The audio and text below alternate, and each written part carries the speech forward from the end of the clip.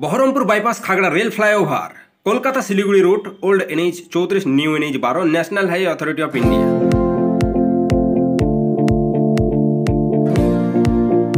বহরমপুর বাইপাসের আবারও আজকে আরও একটি অংশের ড্রোন শট আপনাদের সঙ্গে শেয়ার করব। হ্যাঁ, Baharampur bypass old NH 34 new NH 12 Khagra rail লাইনের উপর ফ্লাইওভার এবং স্টেট হাইওয়ে বহরমপুর কান্দি যে সড়ক তার উপর যে ফ্লাইওভার ব্রিজ, সেই ফ্লাইওভার ব্রিজের সৌন্দর্য আজকের এই ড্রোন ক্যামেরায় আপনাদের দেখাবো। দেখতেই পাচ্ছেন সেই 4 লেন বহরমপুর বাইপাস, যেটা কিন্তু একদমই বহরমপুর শহরকে স্কিপ করে চলে যাচ্ছে।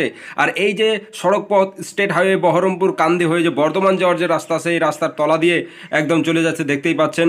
আর উপর দিয়ে সেই ফ্লাইওভারের এক অসাধারণ দৃশ্য দেখতেই পাচ্ছেন।